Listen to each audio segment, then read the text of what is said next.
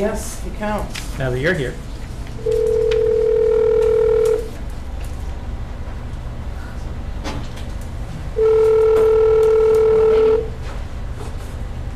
Maybe dinner's not over quite yet. Hello? There he is. Hello, Neil? Yes. All right, we're getting ready to start the meeting. You can hear us?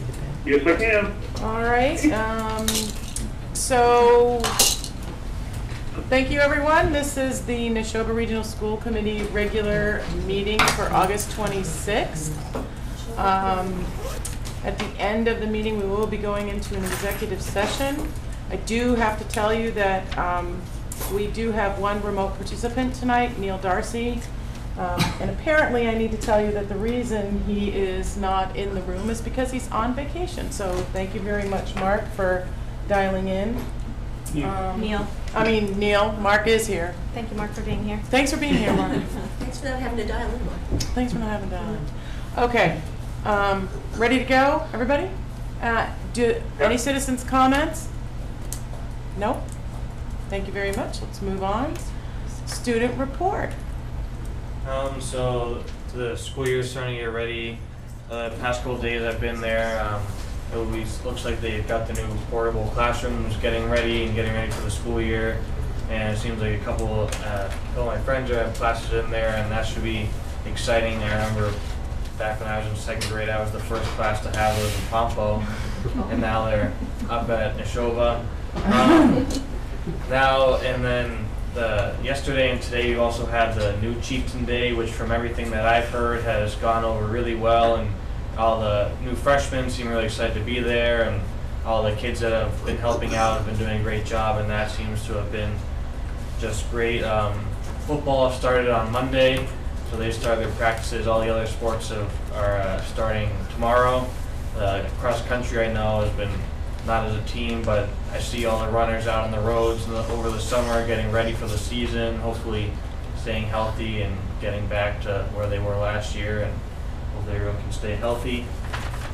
With the music program, we are excited to have our new choral director. I cannot remember her name. I met her yesterday. I can't remember. Okay. But she's really excited to be here. We're excited to have her.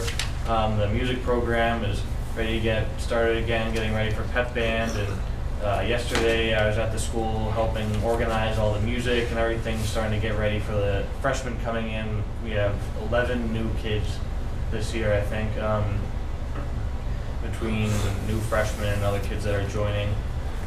We also got, for the percussion, we have a percussion class which started last year. We got 10 new African drums, which are called the Mimbes or something like that, I think. And those look great, those sound great, and Mr. McCarthy's really excited for that. Those, I think, are going to be a big plus for that. And then with the growing size of the band, we're sort of struggling a little bit to find room to keep the kids, and because apparently the Bolton Fire Department put a room limit on our room of about 50 kids because of all the musical equipment in there, so we're struggling to find places to keep everyone and also keep all the instruments. And then always there's the scheduling issues that come with band. There were 74 kids this year sign up to take band, and only 52 are able to take it this year, so that's always a problem there. In my AP Calc class, my BC Calc class, there were 4 kids in that class alone that can't take band this year because of scheduling issues. And then other scheduling issues, they put both AP Physics classes during the same period, so you can't take one, you can't take either of them, and all usual scheduling issues. Usually they try to get your core courses in there, which they do for me, but I consider band like one of the same things as math or science or English, and so not being able to take that's a hard thing to do this year, and I know it is for a lot of other kids, because kids who want to take band, and it seems like every year it's the same kids with the AP Bio or AP Chem or AP Physics that can't take it, and I don't know why they keep putting AP classes during band period, because band is usually has a pretty smart demographic in general. A lot of the kids in there take the AP classes and everything, and it seems like every year there's some kid that can't take it because of that. Okay. Do you have anything else you want to share? I think that's it. I think the scheduling has been a concern, and that is something that's being looked at through the task force space study meetings that have been happening. And I have a student that was in a similar situation, so hopefully we'll be able to resolve that. It's not going to happen right away, Yeah. but it is definitely on the radar. Hey, your son's Andrew, right? That's one of my children, yep. Yeah. Yep. All right, thank you. Yeah, he was in the clarinet section my sophomore year when he was a freshman, yeah. All right, thanks so much, appreciate it. Okay, so moving forward, new business. In the summer, the school committee met on August 8th. Several of us have been meeting through the summer to kind of prepare for the new school year. But the August 8th meeting was really a full committee meeting, including Michael and George. And for a period of time, we had some of the administrators from the buildings there as well. But the goal of that meeting, that was facilitated by an MASC field rep, our field rep, really was to identify what are the school committee's goals that we are going to undertake this year, so 15-16 school year, that are going to help us support the district improvement plan. How are we going to support the district improvement plan? So that was really the work that we did at the time. It was a full day meeting. It was a jam-packed session, and we came out of it with a lot of information. Since the August 8th meeting, Nicole and I have been going through all of the notes that we had all taken and kind of organizing them and summarizing them. And the result of, one of the results of that, one of the pieces that we'd like you folks to look at and discuss and hopefully agree to, is the overarching goals of the school committee, and that is in the meeting packet. Neil, have you had a chance to look at the overarching goals? I'm going to read them anyway. I have not, and I appreciate if you would. Unfortunately, I do not have a really good data connection here at all. Okay. So, what? Okay. So I'm going to read through these overarching goals. I want to make sure everybody understands this is not my overarching goal or Nicole's. This is based on everything that came out of that meeting and the actual words to paper that we all put together.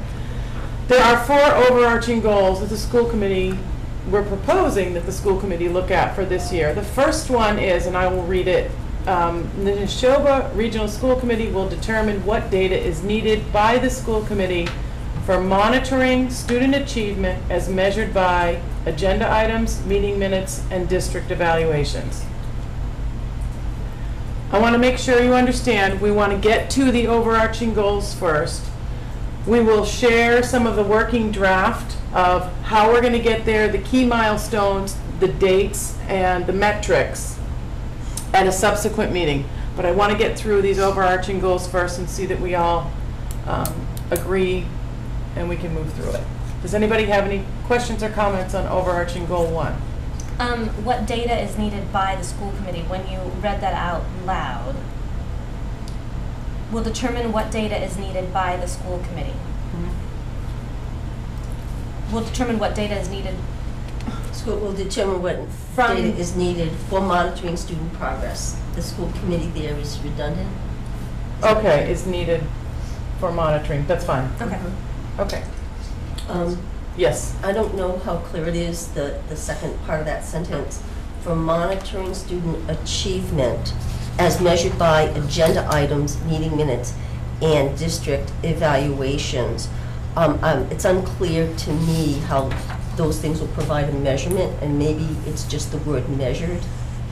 I think the intent there is that the agenda items, the meeting minutes, are going to indicate what it was that was shown, what we talked about, what we discussed, what the evidence is that would support that we have the data that Can we you need. flip that then and start out with that? Meeting minutes, agenda items, and district evaluations will provide us with the information needed? monitor. Something like that? To monitor. To monitor? Does that, I mean, To it's a measure. suggestion, yeah. Okay, For so, student achievement. so let's start this again. So Right. how, what's your recommendation? Shelby Regional School Committee will determine what data is needed for monitoring student achievement. This will be measured by or monitored by agenda items, meeting minutes, and district evaluations. So monitored is the word you want me to change. That's what Lynn threw, and I thought it was good. Okay.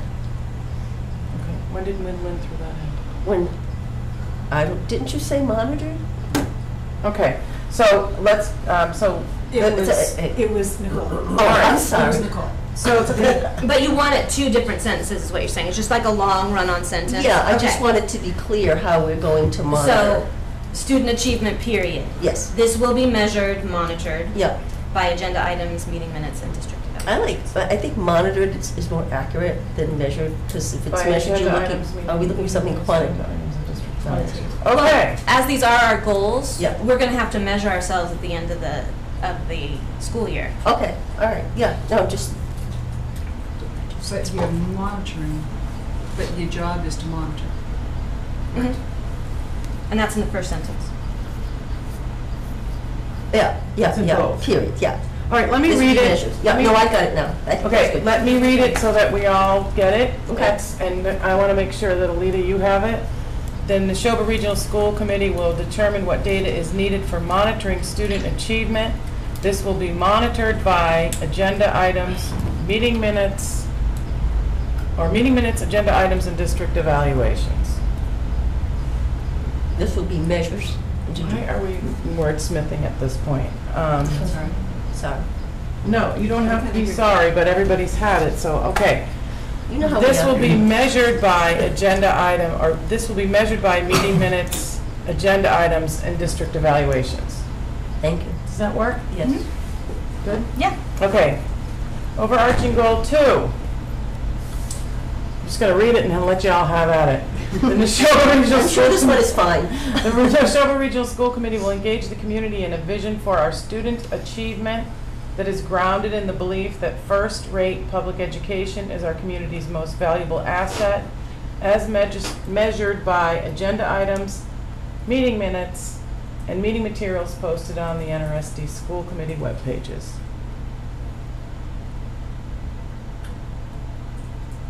Does it get to the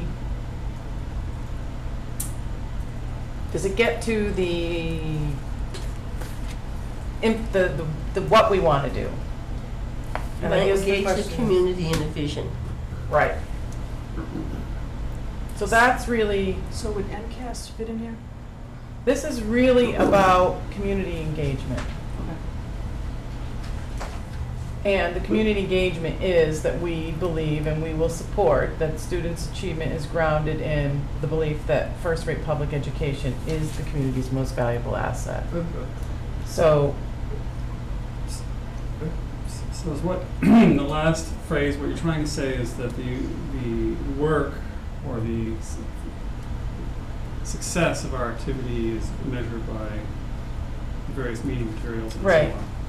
So why don't we again break that into a separate sentence, okay, so, with the first-rate public education is the community's most valuable asset. period.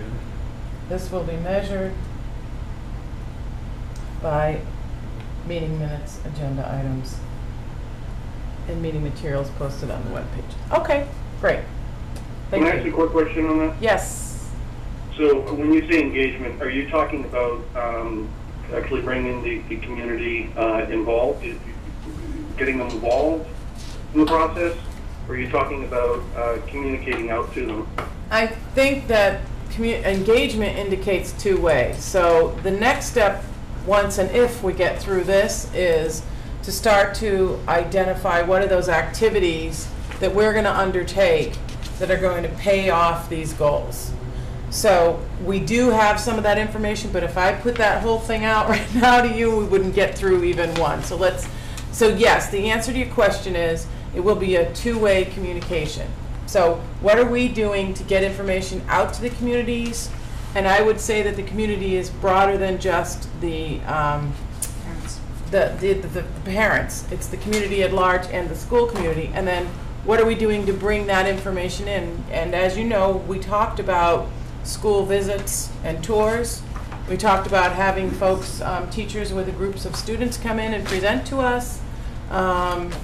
And we do have activities that we currently undertake with our town officials. So those are the things we're going to flesh out next. Does that answer your question? It does, and I was just going over some policy things earlier this week, and there is some policy that exists on that. I don't think we're following it completely, and I think we need to sort of re-engage that, and we can handle that obviously at the subcommittee meeting and then bring that forward, but I think that's going to tie into what you're talking about here. Good, perfect. So when you and the policy subcommittee meet, you guys can discuss that, review it, and then let us know. Okay? Great, thank you. All right, thanks. So I'm going to move on to goal 3. Are we good with that? Mhm.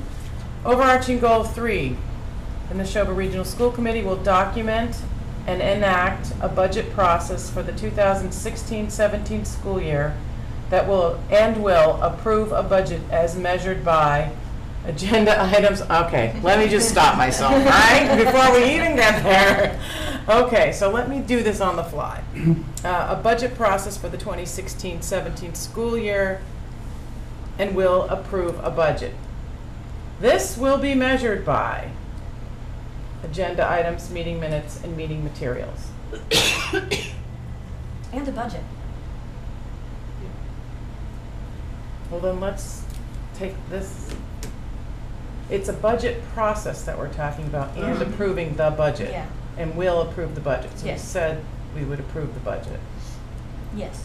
But we're measuring it also by, at the end of this all, we have a budget document. So I think we said that, though. This will document and enact a budget process and will approve a budget. All right?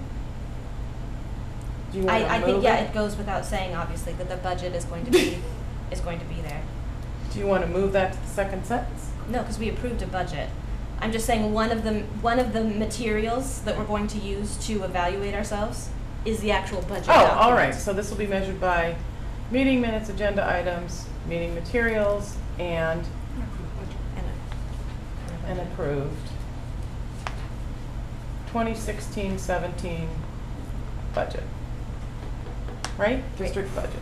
Okay. Could I make a suggestion on that too? Certainly. So we don't talk about how we would communicate that budget process to the town of the public, the towns of the public, and I think, unless it's redundant, that we may want to say and communicate in a timely manner to the general public the budget process as we understand it. We had talked in the subcommittee, and I'm sure Mark will talk to that or something, but we had come up with some great ideas, some great feedback as far as how to roll things out. And I don't know if we would want to incorporate that in the initial statement that we're making here, or if that's something we could fine tune here. Is that a key activity? I mean, it's part of the process, so you want to keep the goal sort of overarching, and then as a key activity, be specific about the steps you're going to take. Sure. Because to me, the school committee has to approve a budget, it's what we do. But the big thing here, from my point of view, is the budget process. And it includes everything that you're talking about, Neil, and we haven't really gotten into that as a committee. Right. Yeah. Does that work, Neil? That we'll make sure. Totally. Yep, I just wanted to throw that out there. And actually, It's on there. we have one of the first things that everyone said once we whittled it all down was that the budget process flow is in there. And I Right. think we also have communication, right? We have, so between this meeting and our next meeting, you'll see the additional information that makes up those key activities that pay off the goals, the milestones. But Sure. I just want to make sure we can get through this first. Yep, perfect. All right. Thank you so much. No problem. Okay, any more comments, questions on overarching goal 3? Overarching goal 4. The Neshoba, here we go. Okay. The Neshoba Regional School Committee will develop and monitor actionable school committee goals that identify people, process, and timing to efficiently support and monitor district improvement plan and school committee progress. I think that's fine. What were you anticipating? Nothing, it was just that one was my rogue one. No. No, it's overall. Does that work? So the only thing that I question is, we have no timelines on those, and so those timelines will be in the next step. The next step is, I'm not gonna hand it out right now because unless you really think we should. No, I don't know if we're gonna have time. The next step is to review some of these key activities that we had identified in that meeting. But I'd really like to just approve this so we have something in the hopper, and then we'll distribute what we have to you folks so that you can review it, take some time to think about it, and then we get together And and make sure discuss. what you said at the workshop is reflected in that document. Okay. All right, so, we have minor changes on this. Is there any way for me to? All right, so if I read these all through in completion and everyone agrees, can we vote on these tonight? Okay, and I will give this to you. All right, so this Neshoba Regional School Committee 2015-16 school year overarching goals are: 1, the Neshoba Regional School Committee will determine what data is needed by monitoring student achievement. This will be measured by meeting minutes, agenda items, and district evaluations.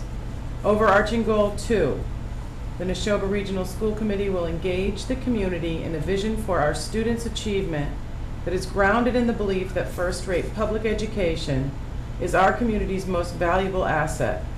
This will be measured by meeting minutes, agenda items, and meeting materials posted on the NRSD School Committee web pages. Overarching goal 3, the Neshoba Regional School Committee will document and enact a budget process for the 2016-17 school year and will approve a budget. This will be measured by agenda items, meeting minutes, and meeting materials, and an approved 2016-17 district budget posted on the NRSD School Committee web pages. Overarching goal 4, the Neshoba Regional School Committee will develop and monitor actionable school committee goals that identify people, process, and timing to efficiently support and monitor district improvement plan and school committee progress. Any other comments? Does someone want to make a motion? And in order for us to have this, thank you, and in order for this to work, we've got to do the vote by roll call. Okay? So, I move we vote to accept the school committee 2015-16 school year overarching goals. is there a second? And I second the motion. All right, so I guess we do this by roll call. Kathy? I vote yes. Mark? Yes. Nicole? Yes? Lynn? Yep. Neil? Yes. And I'm a yes. It passes. Congratulations. You have a set of goals. We have a set of goals. We all have a set of goals. Congratulations, Michael. We're here to support you. That's great. Can we pass that down to Alita, please? Thank you. Okay. So now that we've done that, I think I'm going to turn this over to Nicole to talk about district improvement plan benchmark progress. Okay, this was the list that we all made on the 8th when we were asked by Dorothy to write on the little stickies what we want to monitor progress of the district improvement plan. The only editing that is done to it is to combine, when people kind of said the same things, we combined those. Otherwise, there's everyone's ideas should be on here somewhere. So if you don't see your ideas, again, say something. I think that as a committee, we can consolidate all of these requests because we're going to spend, if we get every one of these as just it'll be another full-time job monitoring the progress of the district improvement plan if we receive all of these reports. And it's going to require Michael to add a couple of heads to get it all done, right? So I'm hoping that we can consolidate them to to reflect what we all think we need to monitor, and then apply them to and then apply them actually to the district improvement plan. So the goals that are listed are the goals on the district improvement plan. And then the bullets are what we as a committee wrote that we would like to see.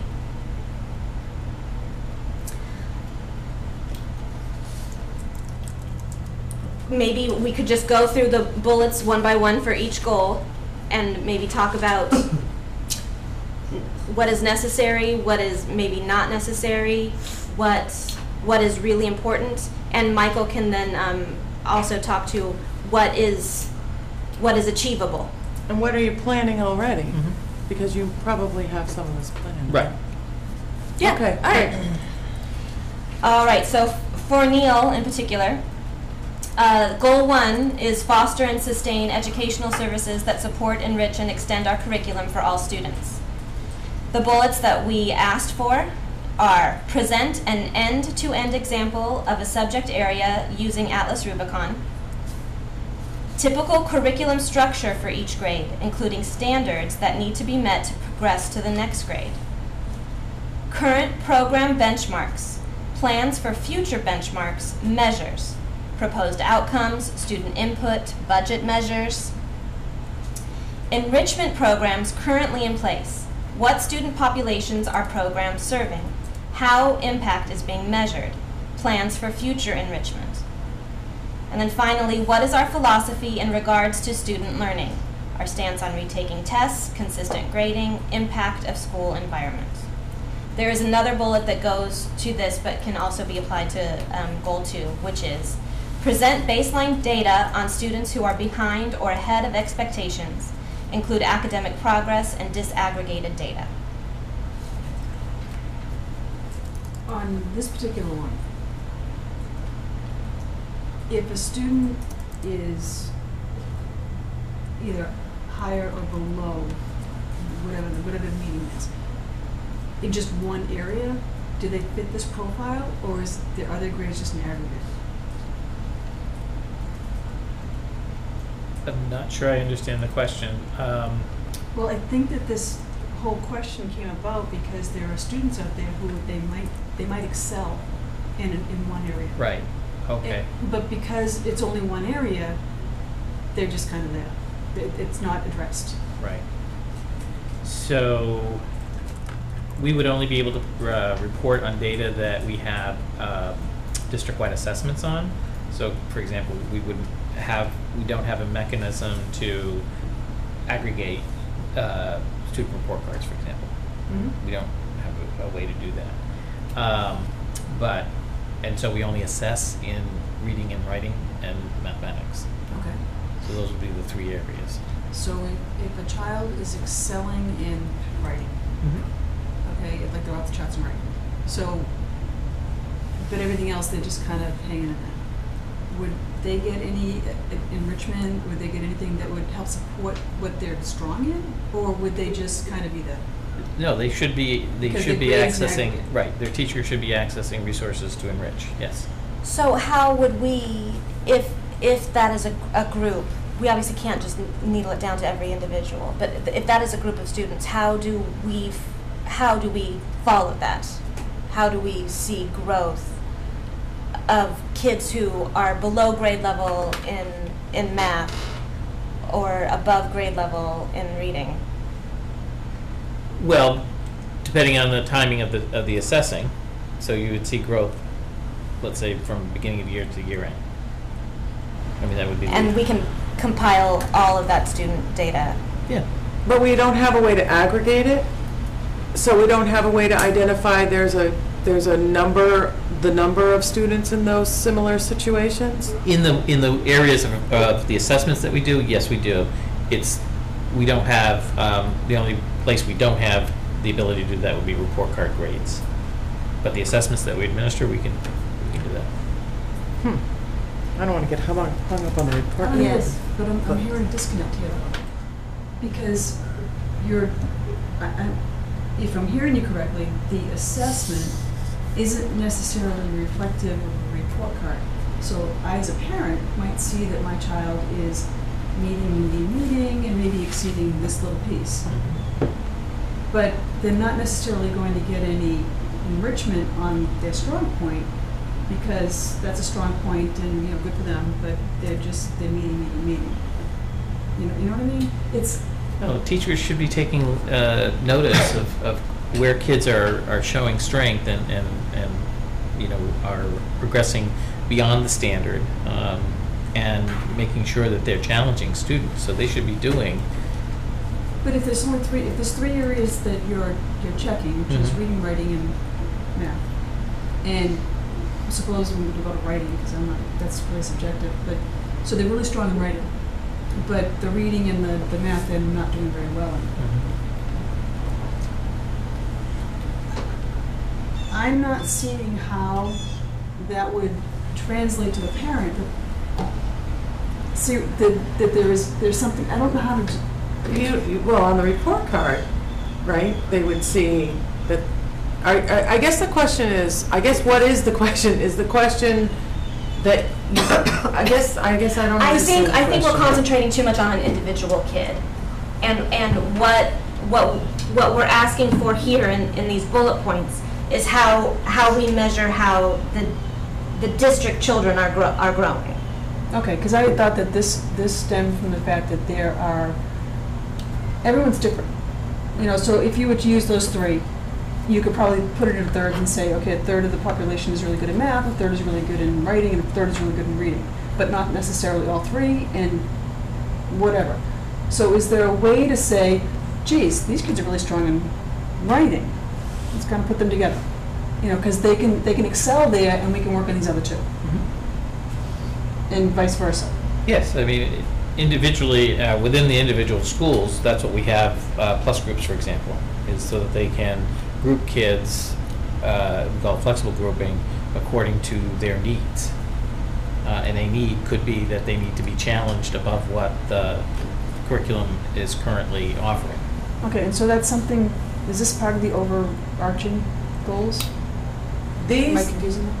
This is the district improvement goals. These are the goals on the district improvement plan. so this is how are we going to monitor those?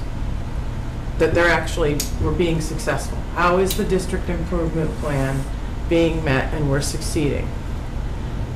And I guess I would have the question of, and I don't want to derail No. this, but my question would be to Michael, what is it that you're planning to provide us to help us see that you are meeting these goals? So our current work plan under the current district improvement plan was around writing, because that's our new initiative. Mhm. That doesn't mean that we can't provide the other baseline information about math and reading, but our focus is writing. Mhm. So what would we be seeing? what I'm thinking of is that we would come and share with you our baseline scores when we're done analyzing and so forth in, let's say, late November, early December. And so you get that data and we could share it with you so you can kind of see that, and then do a presentation in the May or June, probably closer to June, so you can see the end result of our 3 major areas of assessments. So because Michael's student achievement goal is going to focus on writing, what if the things that are bulleted here reflect that? So you see the examples of English language arts, literacy in Rubicon. We want to see something in Rubicon. If you look at everything, it's overwhelming. Okay? And in Rubicon, my assumption is that you would see the curriculum structure for each grade, including standards. So the first 2 bullets could sort of fit together, and so could the program benchmarks. If that, depends on how Rubicon is set up. Then the 4th bullet could be about enrichment in writing, and how is it, who participates in it. So, and then the last one, and the thing about the baseline data of our students, I think you can do this looking at the example of writing. just to Okay. give us a focus. And then maybe in subsequent years, we could look at math, literacy as it applies to science and social studies, whatever. If I can make a comment about that fifth bullet, can I make a comment Yeah. about the fifth bullet? Who, when it says, what is our philosophy, is that the school committees or the school districts? I don't know who, what, I don't know. I don't even know that that I don't think belongs it's in been- here. I don't Yeah, think it's. I would say that that's not within our purview, and that that's something that happens at the school level, and it should be in whatever student handbooks or Right. criteria for, I mean, there's another place for it. I don't think that that's something that we Is need there to- another place for it in the district goals? I don't, not that one. I think Well, that's that- really more, that's about philosophy, not about actual activities and measurable steps. But actually, this is a lot to do with, and it's been a common complaint, you know, almost over 90% of the kids are on honor roll at the middle school level. And this would actually address that. But remember, what we're doing here is we're trying to identify what the evidence is that allows us to ensure that these goals are being met. Mhm. I don't know that a that's the philosophy word. is actually an evidence, do you know? Well, I'm wondering if philosophy is the wrong word. Only because I'm looking at this because there isn't consistency between the three towns as far as, you know, what's going on. I mean, it's, you know, stance on retaking tests. You know, it's like our consistent grading. Okay, we've taken care of that with the report card because now it's, you know, do you know this, you know, in math, do you know this skill, do you have this skill, or don't you? You know, which is great. But the impact of school, I'm not really sure what that is. But there is an inconsistency between the three towns, and it all goes back to, you know, they're all on honor roll. You know, and are we But not that's a challenging separate, that? honestly, Lynn, I want to be really No, that's fair fine. here. I'm not sure where it came from. I but- don't think that this bullet fits as a support to identify that we are or are not achieving that first goal. I think this is much more philosophical. I think this discussion and the discussion on the, what did you say, the honor roll is a worthy discussion, but I don't think that it fits here. And I could be wrong. I see it as something that principals have to talk about and share information, and if concerns are coming up, my assumption is they're coming up through the schools. And you have parent groups and you have your school council. I don't think this is for the school committee to deal with. In this In this thing, right. format, right. But it right. should be worked on, and it's tough when you have one district and 3 middle schools. Because you're right. But that's for Michael and his administrators to tackle and work on, and But is that something that we would want would we want it? to monitor? We would monitor. I think we got enough to do. Would we monitor? Absolutely, but again, it's been, that honor roll and the number of kids on it and the work. I But think- we never finished the conversation No, last we had year. to We bring started it at the beginning of the closer, year yeah. and we just ended it. So let's put the honor roll and that discussion specifically Okay. on an upcoming agenda. I feel like we kicked back the honor roll to the schools. There are So, two pieces to it. so let's, yes, talk about the, this particular issue in a whole, yes. Right. Not just honor roll. So Michael, if we ask you to present an end-to-end example of a subject, writing, across all grades that, with the Atlas Rubicon tool, that would fulfill curriculum structure, showing us the curriculum structure for each grade, and it would include program benchmarks, and the bottom one about baseline data for students who are behind or ahead of expectations. That's right. Would that kind of be included in that? Well, we'll have raw data that we'll be able to share. Sure. All right, and then the enrichment, then can there be some sort of enrichment presentation. Is there a district-wide enrichment program, and how is that put out to the schools? Yeah. All right, so For that K would be. through 8. I'm sorry? For K through 8. Okay. So that would satisfy. But just to clarify, because the superintendent's goal is English for goal 1, I mean writing, I think what you're going to get for response is all writing only. I think that's what. But I think that's all that we can do. Lynn, it's really huge. If you go into Rubicon and you look at every subject, it's overwhelming. So for us to focus. But it's and not then- clear. I'm sorry? It's not clear. No, well, that's what we were just saying, that Right. since what Michael's His goal. student achievement goal has to do with writing, Yep. that maybe it makes sense to have this, look at this stuff through that lens. Mhm. Okay, so you want to move on to goal All right. 2? Goal 2, and then if we have to, if we're looking at the time. I think you have some time. Because I don't know. All right, so goal 2. Use indicators of student growth that show achievement and potential for instructional planning. The bullets. What are NRSD's specific data points for measuring student achievement that we currently have? MCAS, benchmarks, DDMs, other common assessments. Trends of outcomes on these common assessments across schools, grades, and subgroups.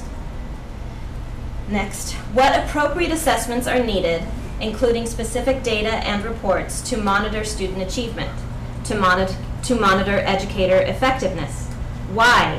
Justify what detail is needed. What is state mandated? What is district mandated?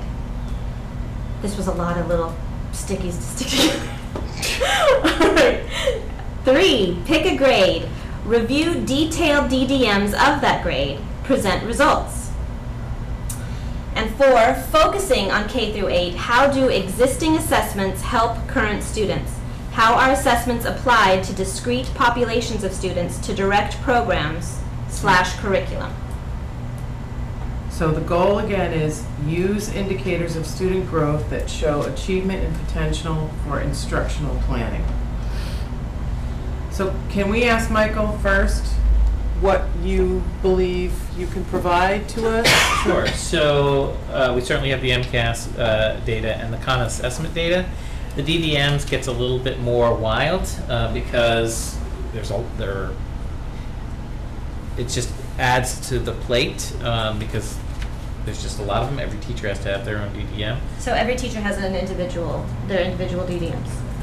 Yes, there are definitely groups of teachers that have the same one, but yes. So they don't have similar, there's no similarity, or they're...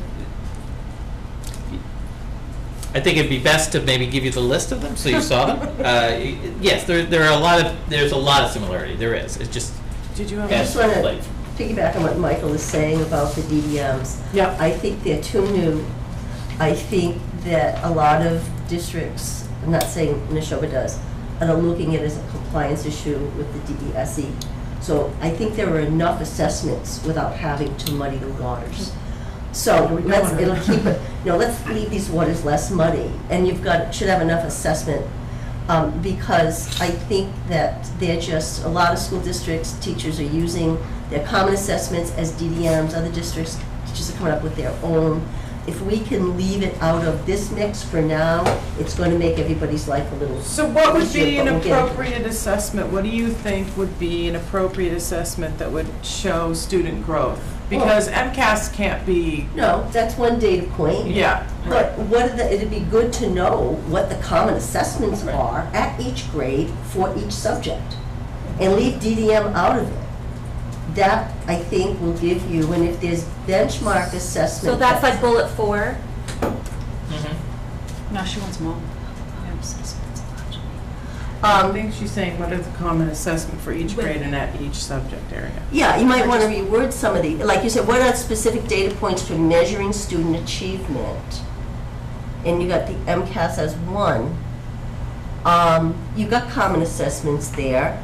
Benchmark assessments, my interpretation is that that gives you a baseline, mid-year, and end-of-year stuff. And then there's the other assessment. I think that you can sort of craft that one to get the information that you want, I think. and the trends of the outcomes. I think that's something that, where data can be collected and you can look at it. Are we focusing on writing again with this one? Or is it all of them?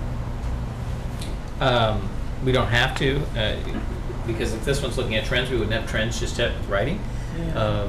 But we do have a number of years in our math, for example, that we would be able to do to look at a grade, and I can show you how that looks over time. Okay, so you could do math, English, and writing, reading and writing? I can't do writing because that's brand new, but we can do reading, and we can do math, Okay. K through 8. So Okay. K through 8, Reading and math. do reading and math.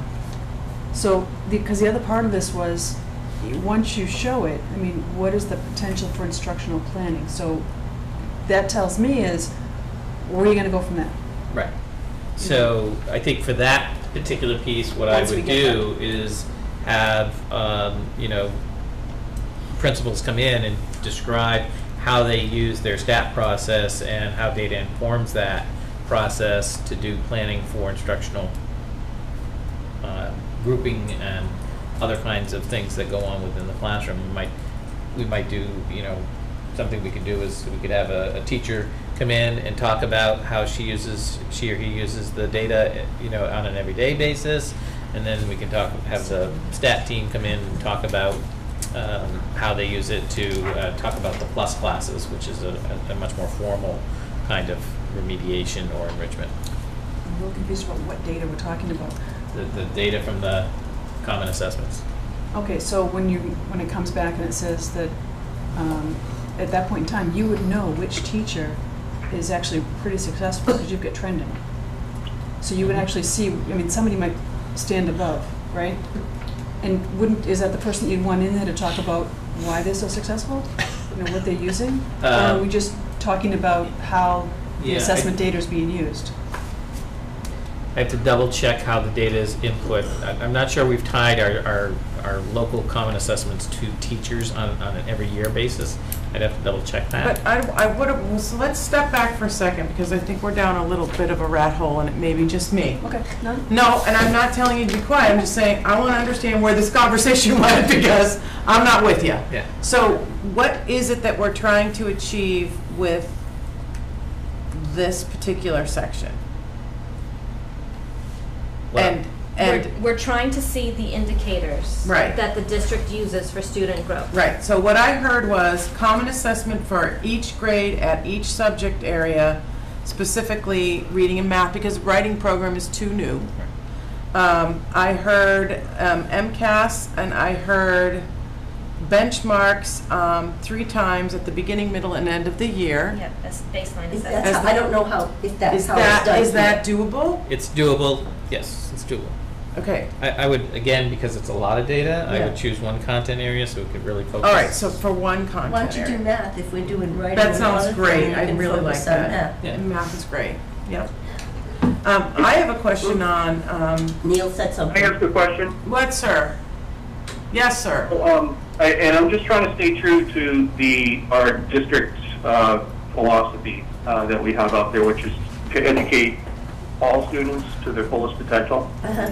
And so we're talking about common assessments and so forth being used as benchmarks. And I get that. It's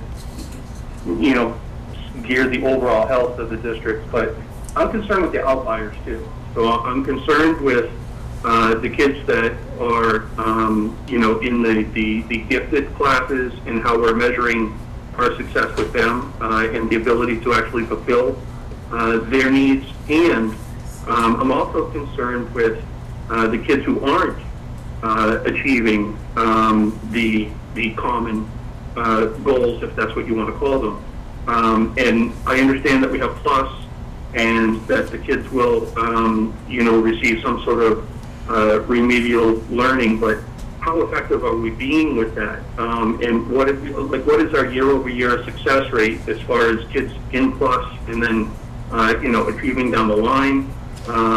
Do we have any measurements or, you know, those two outliers, because I think that's important that we include them and don't just look for the averages.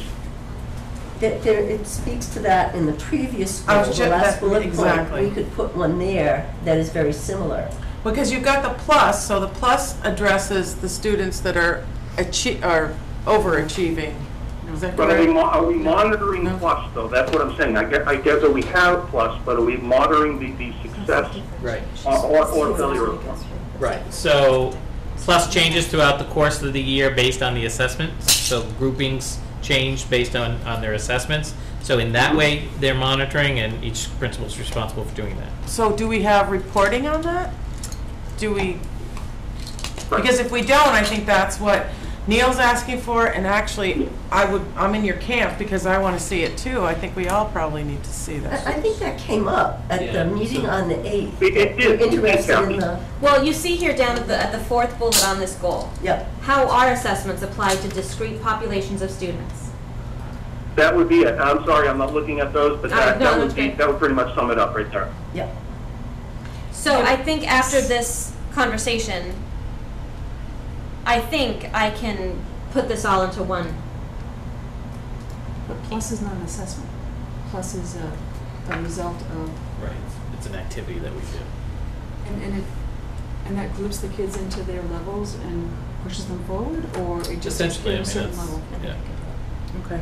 I think I can make Yes. this into a. So that's different than assessments. Yeah, we'll see.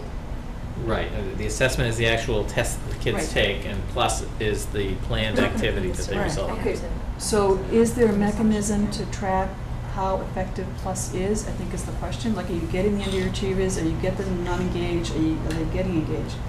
Are the overachievers, are they still So the- overachieving? The current way is through the assessments that we do at beginning, middle, and end.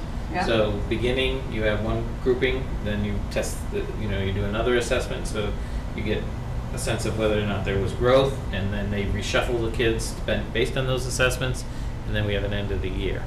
So the only way to monitor plus is through the assessment and not through any other means. So you don't know if plus is effective or if just the teacher of teaching is effective. Right, there are multiple factors that could lead to the we couldn't drill down and say it's because of plus.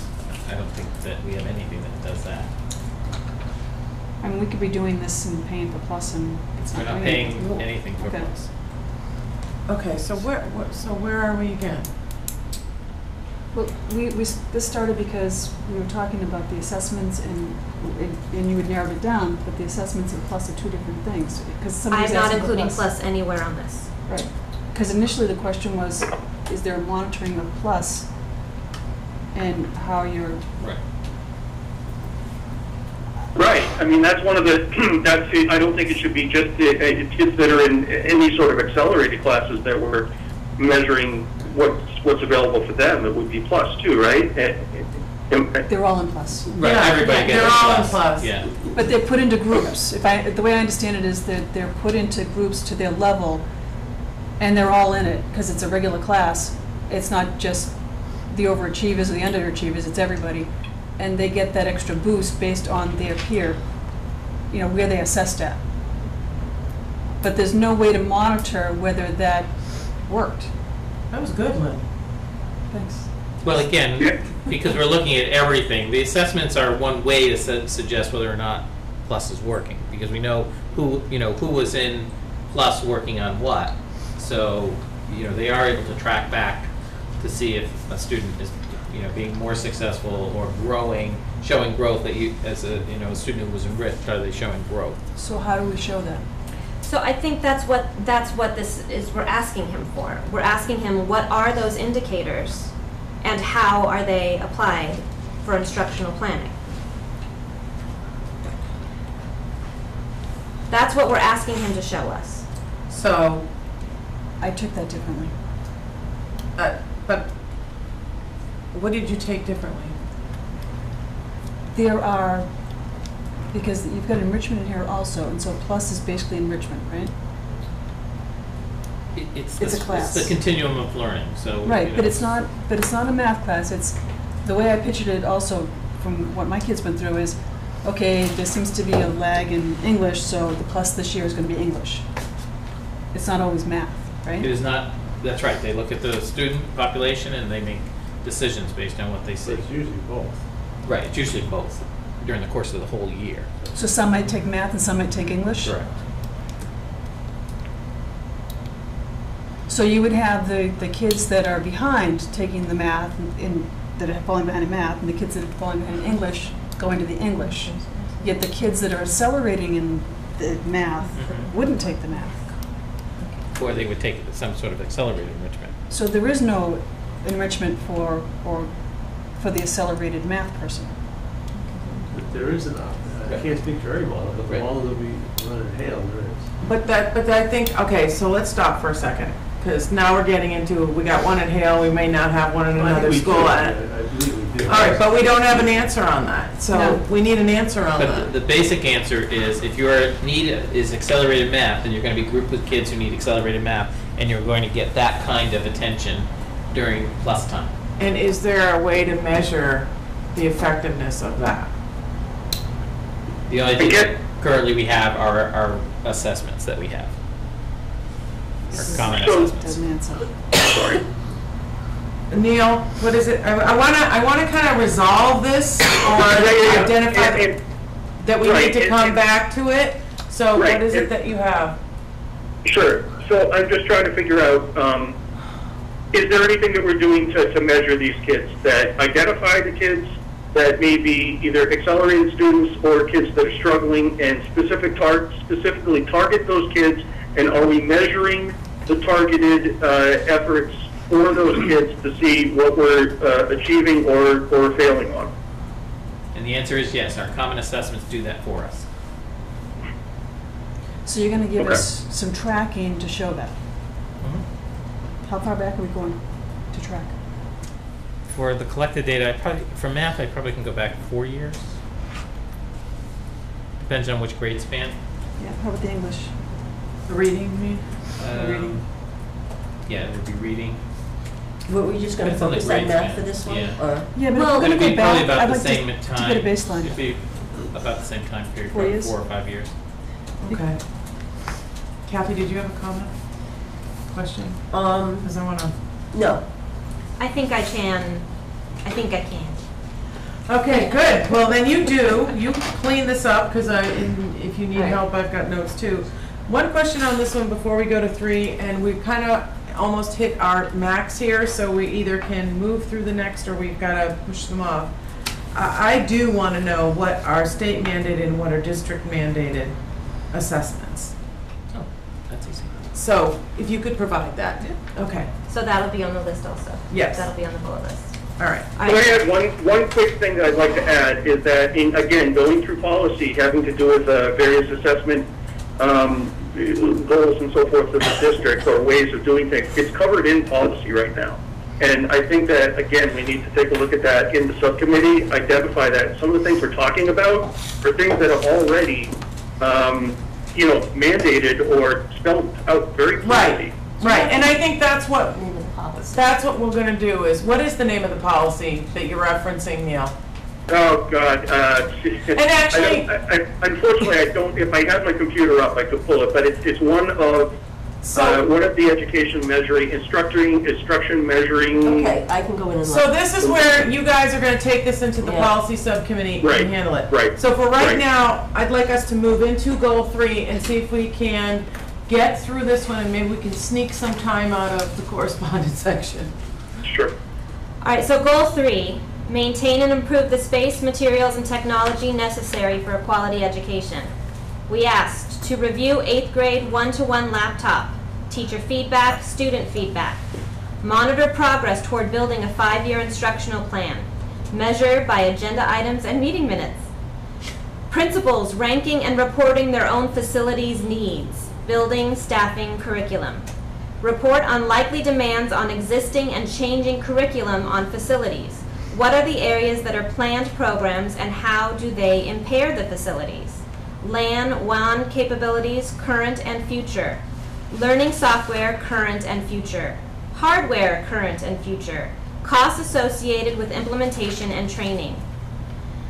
Present digital learning requirements and timeline for implementation. Present units we have included in them. Is technology available to eliminate the need for additional classroom space, staff in the district? If so, how would it be applied? What are the budget implications? What are staffing contract implications? Is there a set of NRSD and individual school website standards? Report on outcomes. Well, let's ask Michael first. Right. What Tech do you plan. think about all this? Is there a tech plan Yes. that can be provided? Would Yeah. that take care of some of this? Yes. So we're going to be working on the 8th grade one-to-one initiative, so we can have that at the end of the year. We have the tech plan. We have principals ranking and reporting on their own facilities needs. We do that during the budget process, but we can break that out as a separate entity. Report on likely demands on existing and changing curriculum on facilities. I think this one's going to be important. Yeah. But I think there's a lot built into this book. Right. But we certainly can sort of give a forecast on that by grade level, grade span, and specific building. Obviously, the land modern capabilities we can do. Our software that we have, we can do. Hardware, we can do. And the costs associated for implementation. I'm not, if that's tied to anything specific, but I'm guessing it's tied to the one-to-one, maybe? Or if it's tied back tied to learning software, current learning future, software. and hardware, current Sure, we can future. do that. All right. Digital learning requirements, we can talk about those. Wow, right. Share units. Is technology available to? We have not really delved into this. We had a committee a few years ago where we discussed it, and there was not the interest at the time. I think all of what's said in there is true. There are definitely staffing implications, contract implications, and so forth. So I don't have anything really to report there. That would have to be Well, why don't we take that out and make it an agenda item for us to discuss at some point, if someone Okay. wants to research it. and we do have a website protocol. All right, What's so going- then how's that that was website update easy going? enough. It's good. Is it done? Is it? Our protocol. new Of our district website. website? Yeah. It's in process, but it should be done in the next couple of weeks. All right, does anyone want to add anything to goal 3? I have a question. Review eighth grade one-to-one laptop teacher feedback.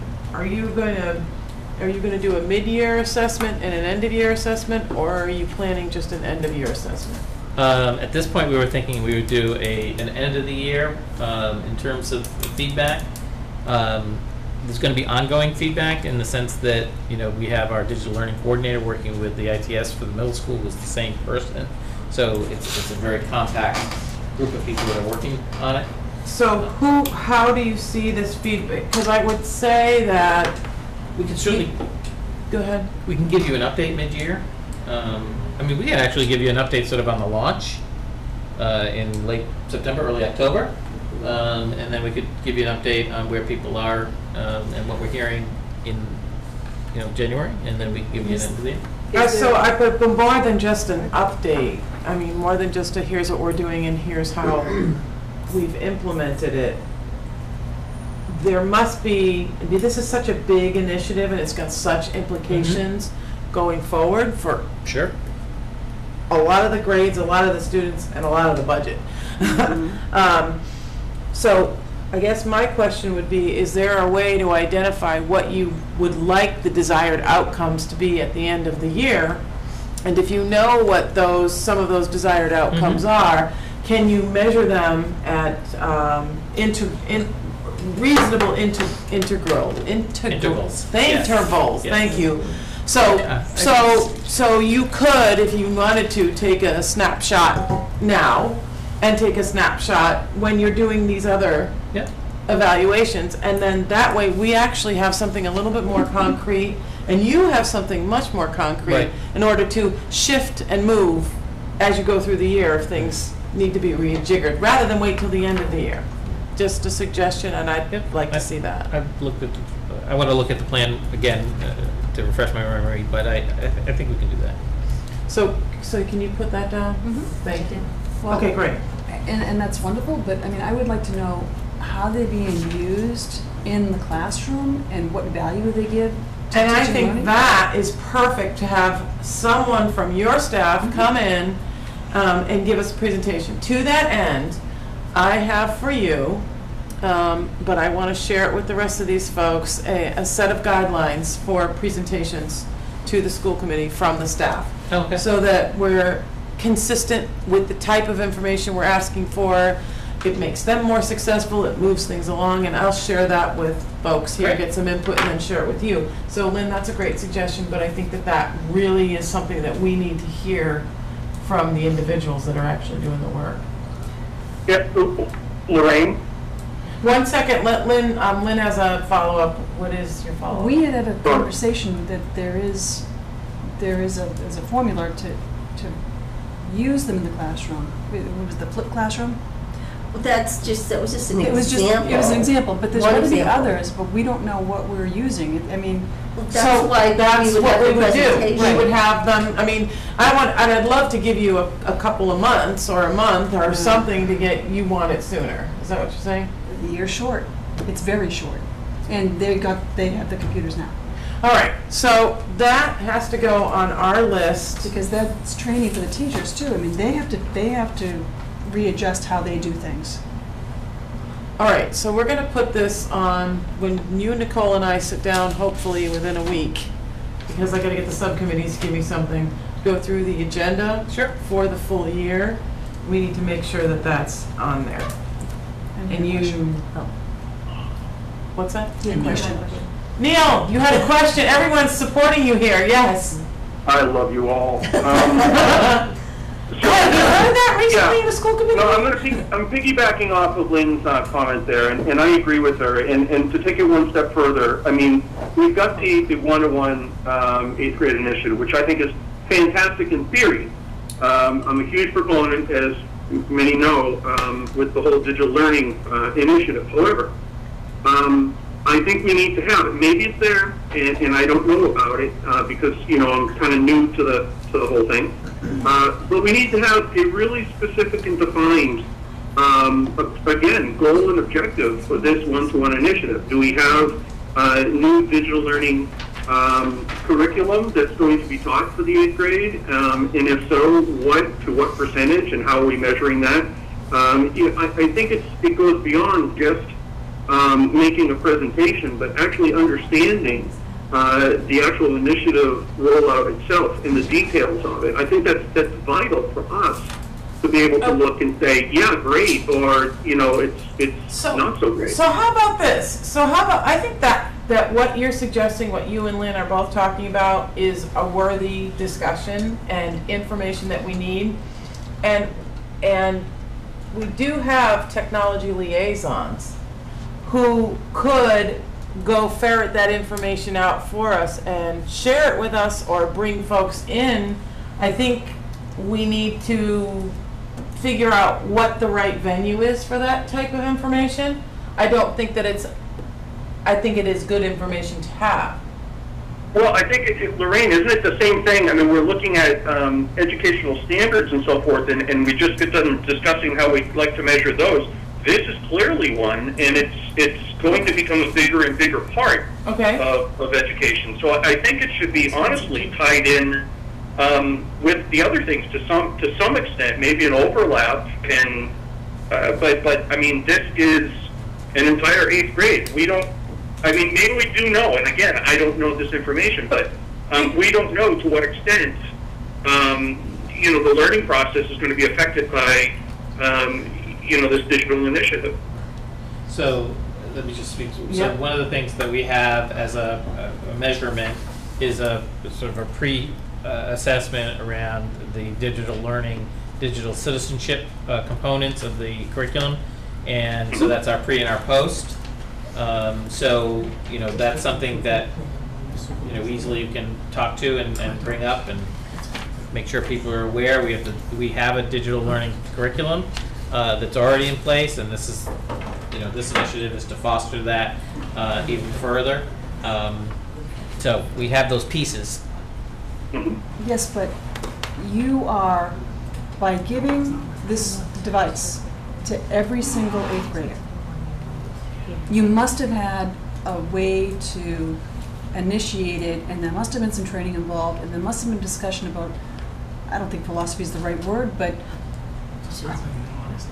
you must have had some kind of a plan. How is this going to be used? Because the device is not a 21st century ideal, it is a tool. Right. So, great, you gave them the device. How are they going to use it? How does it impact the budget? How does it impact the facilities? How does it impact everything?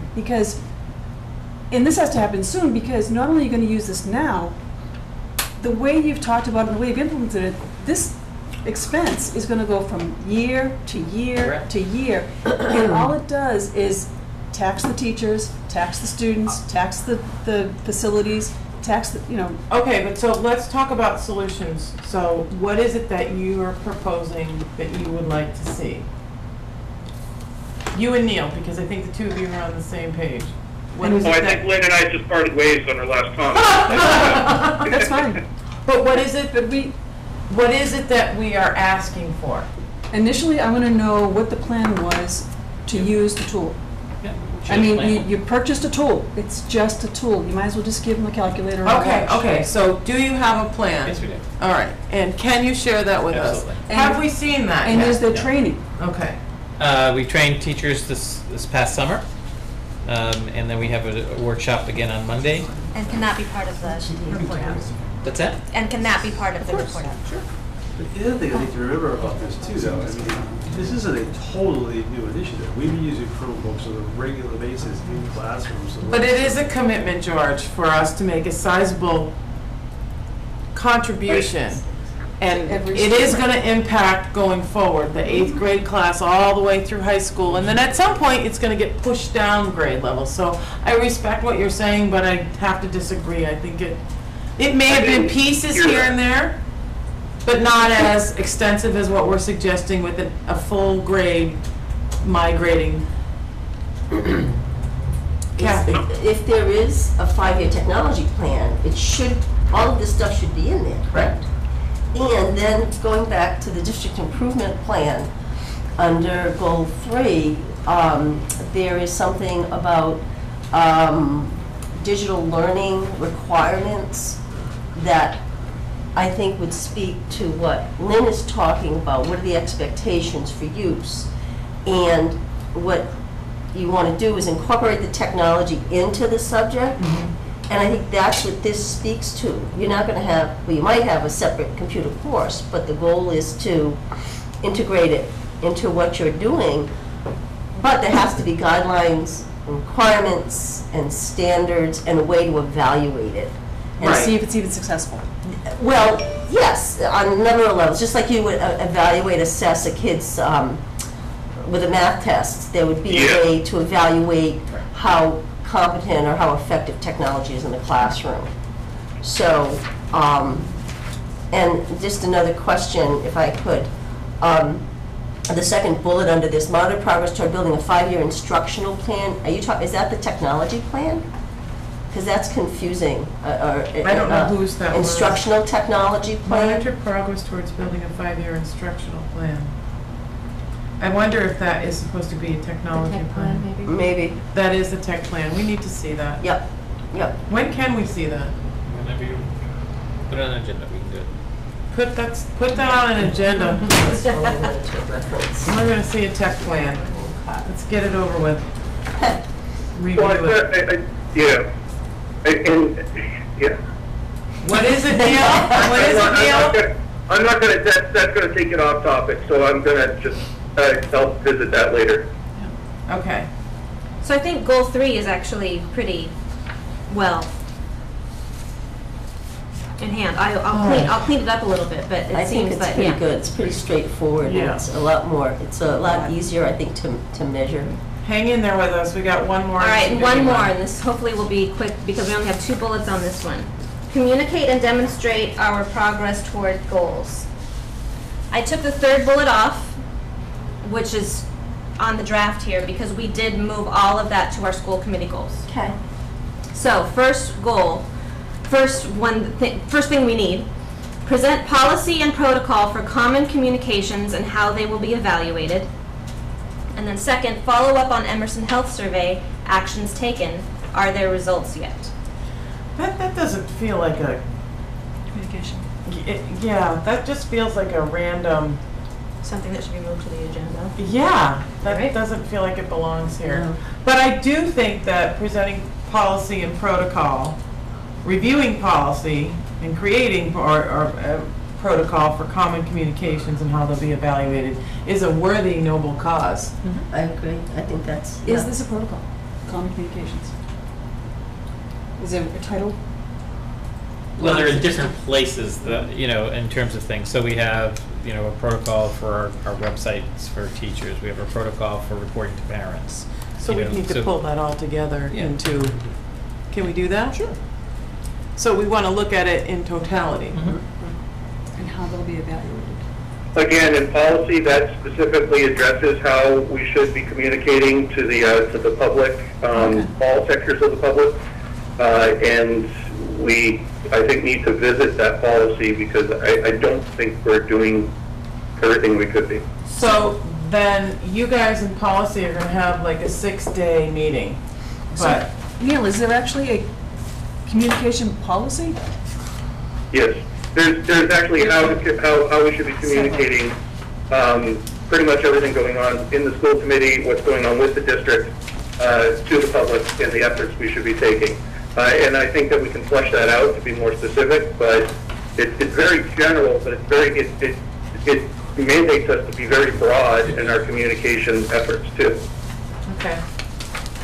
Okay, so I will take these, clean them up, present them again at our next meeting along with our overarching school committee goals and our key activities for Okay. our school committee goals.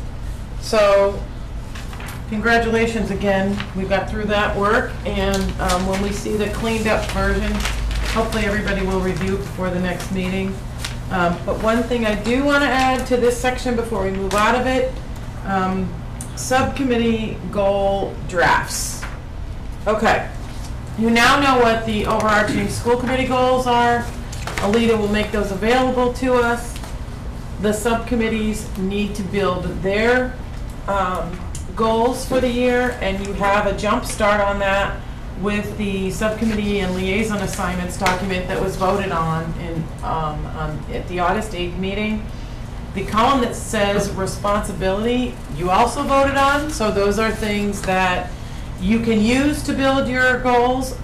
What I'd like you to try to do, and actually what I'd really like from you, is by the next meeting, which is 2 weeks, September 9th, give us your overarching goals for the subcommittee and show us what your key milestones are and timing.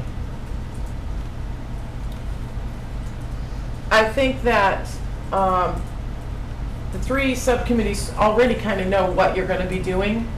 But again, we want to make sure that those fall out of the school committee goals, which fall out of the district improvement goals. Does that make sense? Does that work? Everybody should have time to do that? Okay. Alrighty. So, thank you. We're a little bit over, but I think we can make it up. Old business. Enrollment study update. Michael, is that you? Myself or Mark or Lynn. So the committee met, full committee met. We had 2 actual bids. We declined to accept either one, voted to decline to accept either one. The committee voted to have a subgroup go out and rewrite the RFS. And were you able That's, to? no, it's Bob. Just Bob and Bill. And so they have done, they're in the process of doing that. I have not received an update on that, so Okay. that's where that stands. All right. So we don't have an update, so we're going to move on? Right. Great. So, subcommittee reports. Some of the time. This is great. Finance, Mark, can you fill us in on what's happening with finance? I wanted to hand out just a piece of work in process so that people have an idea of something that Kathy Tier worked on with Michael Wood, which is not in any shape final, but I just want to give you sort of a show and tell to see that there's going to be some kind of document that gives a roadmap for ourselves as well as perhaps community at large to just give people a little bit of an entry as to many of the components involved in creating a budget. So I don't especially want to talk about it because it's really very much a draft and this is out of date even now. I just want you to, if you want to take it home and puzzle through it, and we'll probably, as a finance committee, Michael and Kathy Tier will probably talk at length about it, maybe at the next meeting or a following one as this becomes more final in terms of describing the current situation, as well as taking an opportunity to think about areas that community or the administration or the towns may fit in ways that we haven't thought about. Is that fairly described? That? Okay, so what's in this doc? First of all, it's wonderful. I cannot wait to see. So this is really a credit to Kathy Tier's work as well as Michael, her interview with Michael to make a roadmap of this. And so she deserves all the credit for creating this, I think. Well, so more to come on that. okay, so to share with you some of my thoughts, I can't wait to see the next iteration of this because I really need dates from you guys. Right. And I need them soon in order for us to build the calendar that we need to build for the school year. So this document's beautiful. Melita's probably you're gonna put it in the packet. Have you made this available? I intentionally didn't really make it available because it's very much a draft. It's out of date even now. So I know, but since we've all seen it, now it's public. Right. It's public. Sure, it's public, but yeah. I don't know if there's much value. I don't know if there's much value at this point for this now out of date document to be on the web. Okay, so we'll take this. But one offline. it'll appear definitely in the coming weeks, and perhaps even in draft form in the coming weeks as we an iteration or two goes through. What do you know? What the when do you think this will be completed? What's your deliverable? I'm going to talk about it at the next meeting. Because Kathy's not here, so in She's deference. not here, and definitely I will be surprised and say, yep, here's progress, and we figured out more things that are missing. That's my guess is what's going to happen. But we may have something that's at least a working document that helps everybody else. All right. So for our selfish purposes, then, Yeah. by 9/9, can you at least give us the high-level dates of when key activities occur? Yeah, I think that's quite doable almost now, but we can give And some sense of that by the month at least. This month we're likely to do X. And right? Truthfully, Mark, even if you could give them to us within a week, and then, because we're putting together the draft calendar, but I don't have to have finals, Right. but the longer we push this out, and it's not to you, it's to everyone, Right. The more the we longer actually plan. the longer, yes, I don't have an opportunity to plan some of these wonderful things we want to be doing. So if you guys could get those dates, give me your high-level dates, please, before the night. But this is awesome, Right.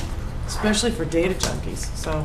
And this ties into yesterday's meeting, where we were told we were going to get a schedule for the finance subcommittee to meet with and have the budgetary. Oh, dates. the 8 buckets Yeah. of work, 1, 2, 3. Yeah, this 4, is 5, what's 6, kind of 7, 8. contributing to that conversation.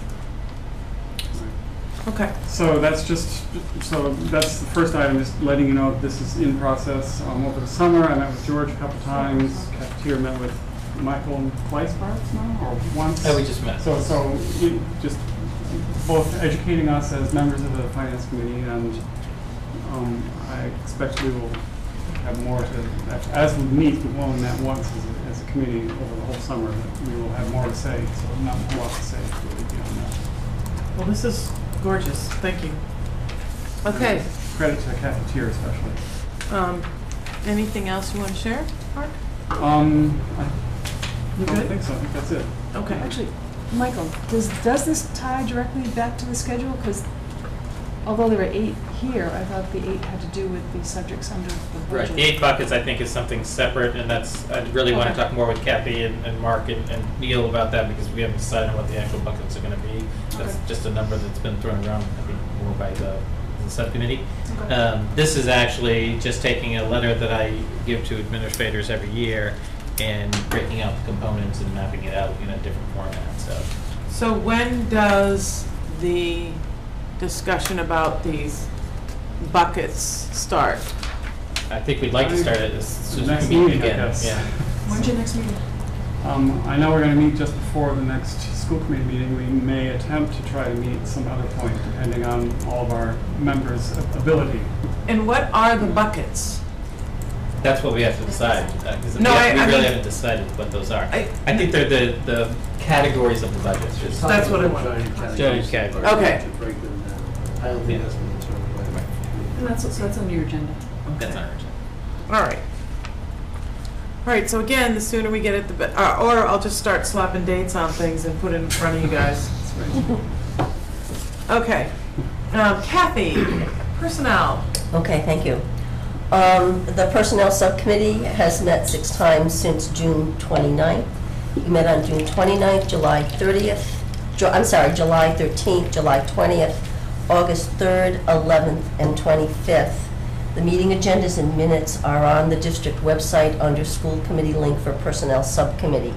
The agenda topics included the superintendent's salary, successor clause to the superintendent's contract, the superintendent's evaluation process for 2015-16, and the superintendent's self-evaluation and goals for 2015-2016. We are hoping for Michael to have his goals ready to present at the September 14th school committee meeting. At the September 9th school committee meeting, Lorraine and I will present step 2 of the evaluation cycle, which the school committee has to participate in, and it involves looking at the rubric and talking about any additional goals. And then our hope is that the superintendent's plan will be ready for the school committee's approval on October 7th. The future topics that the Personnel Subcommittee will look at has to do with administrators' contracts and vehicle allowances for all contracts. The Personnel Subcommittee entered into executive session on July 20th and August 3rd to discuss negotiation strategies for FY16 superintendent salary. Thank you. You're welcome.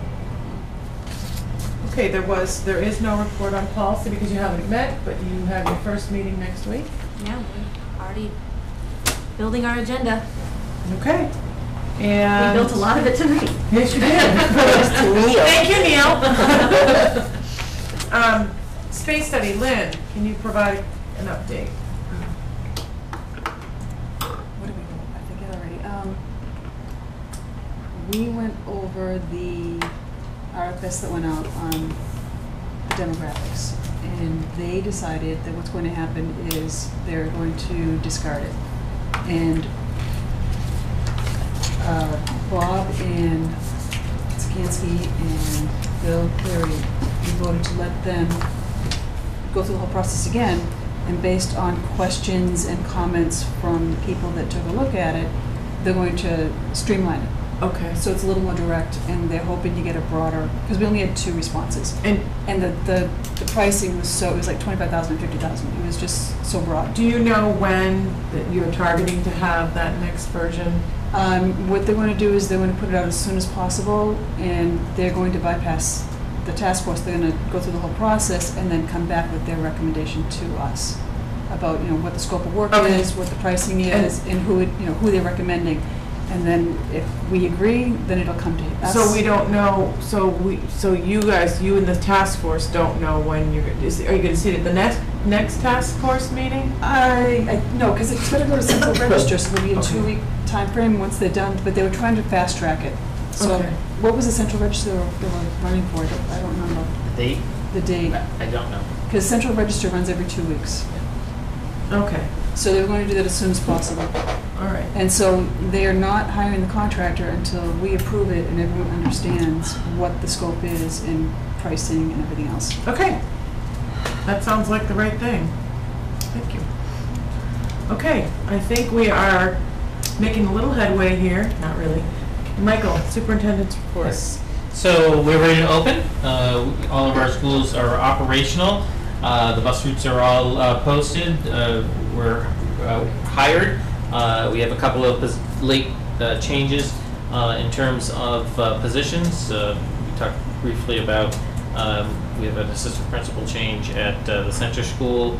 Patrick Perkins, who is a retiring principal, is actually going to help us out for a few weeks until a new person has come on board, but the hiring process is already underway, and tonight I believe they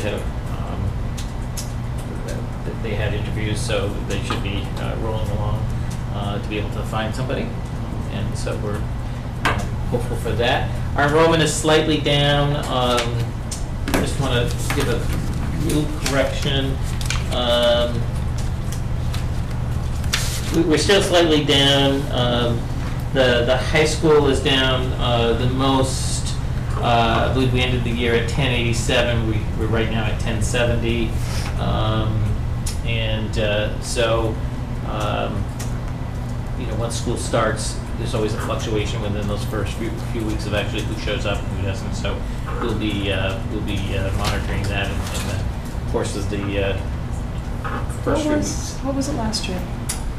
I'm Was sorry? it the same? And that's 37 students. So what was it last year? The high school? Yeah, because I know So traditionally it was it's been- about 1087. We ended the year at the high school, and it's starting out at 1070. I understand that, the year before. Oh, Because About it's, 1020 or so, is the number I recall, somewhere in that vicinity. It's that- maybe was a little bit 1020? higher. I think it was around 1030 something, but I can double check that. because I'm wondering if we're trending up or we're trending down. I'm just wondering. Because I had heard at one point that 50 seems to be I Right. just remember 50 seems to be additional because of move-ins and everything else. But if we're starting, 37's a good chunk of 50, so I'm just wondering. Right, again, it's only 17 difference, so 10. Oh, I'm sorry. I was thinking 50. 87. Okay, yep, you're right.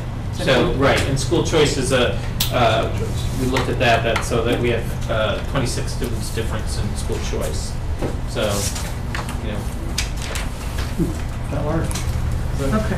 well, we ended it, and so we graduated class, and we don't have that big a class coming in. So you have maybe less than 10 rising and only Correct. 25 that are going. So maybe you have 5 rising up from the previous Yeah. grade or something like that.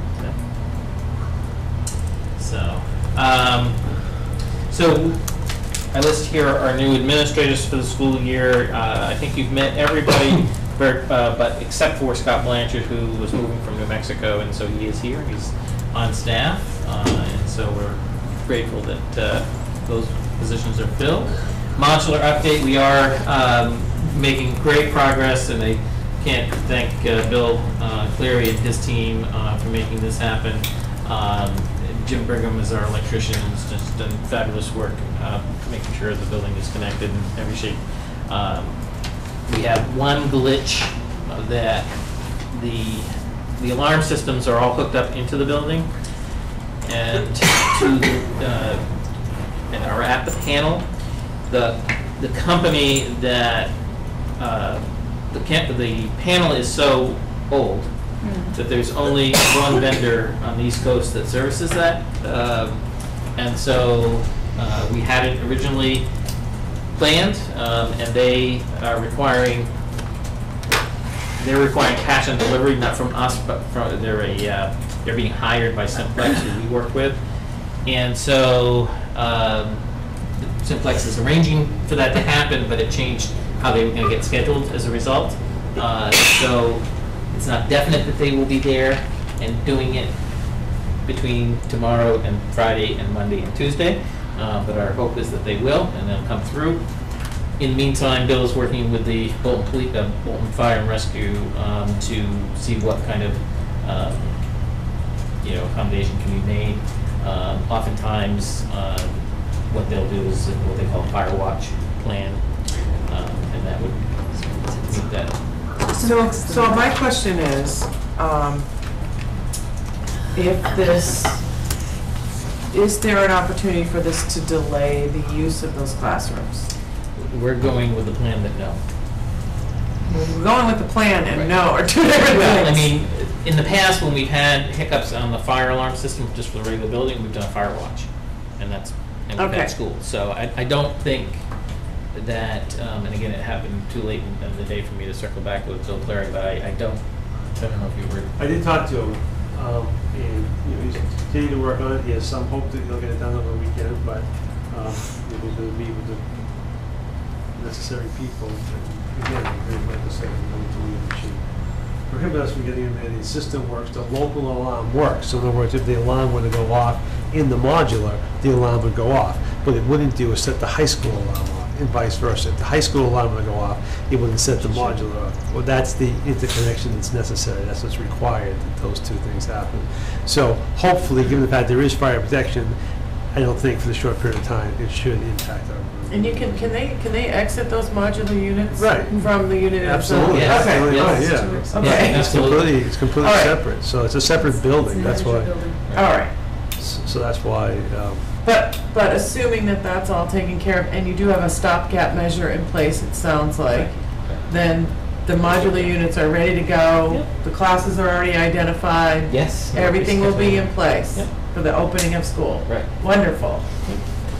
They will have air conditioning, however, MRE will not. Okay, right now, I'm just gonna state again, Yeah. for the record, that Florence Sawyer School does not have air conditioning. Absolutely. So I'm sorry, MRE, I know it's hard not to have it, but And they. your town paid for it, and my town didn't. But they are on site. They started on Monday. They'll be working through. They do, again, barring anything. The chiller itself will be on site, I believe, on Monday as well. But it's all been, all the prep work for the installation has been done. And so, right now, in terms of project monitoring, it's going in the right direction. We're working on our emergency response plan. This is something that we have to update every 3 years. We've had a task force that's been working on that, towns, EMS and police and fire. We have a student on the group, administrators, teachers. Our school nurses have been involved, and this is something that we'll be working, unveiling on Monday as well. It's not major changes from our last go-around on this. One of the things that we have factored into this is something called, we've updated our evacuation plan, and we're going to be doing some more training as the year goes on around this, around some strategies teachers can use to work, and hopefully, God forbid, it doesn't ever happen, but to thwart somebody coming in and harming students and themselves. And you may have heard the term ALICE before. We're not adopting ALICE or requesting to adopt ALICE. However, there are elements of ALICE that we think are responsible, and especially the fire and police professionals believe make sense for us to do. And so those are the pieces that we'll be training the staff on, and so we're in good shape for that to go. So on the emergency response plan, I have a question, because it references policies, district policies. Mhm. Do these policies need to be reviewed and updated? Yeah, I mean, there's some that are in the cycle that need, first aid obviously doesn't, but the safety program does. Right, Yeah. right, okay, Yeah. so that's gonna be, sorry, Cole, but that's Oh, another there's a thing long we list, need to yes, do. there's a long list of policies. Okay, that we go so I'm through. sorry, go ahead, I wanna, Yep, and very quickly, we talked about the Space Task Force. I think that's done. One of the books that our administrators are reading is called School Culture Rewired.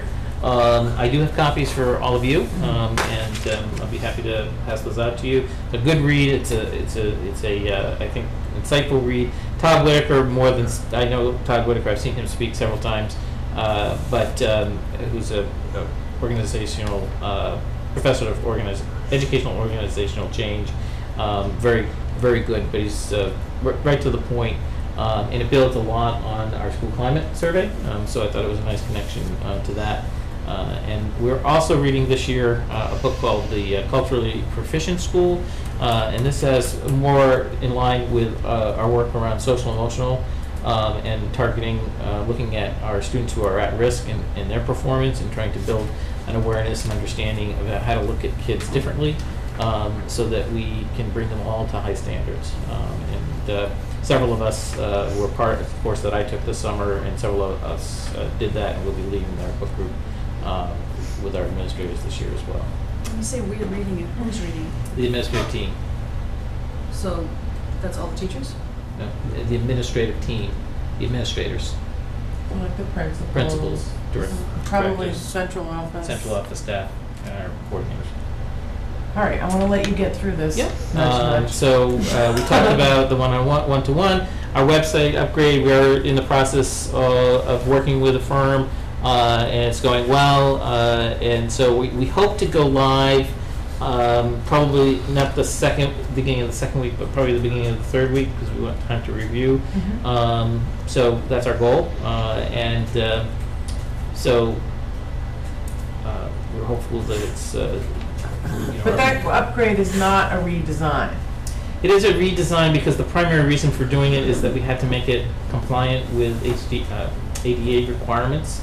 So we did do a redesign because our old format did not allow us to do ADA upgrades.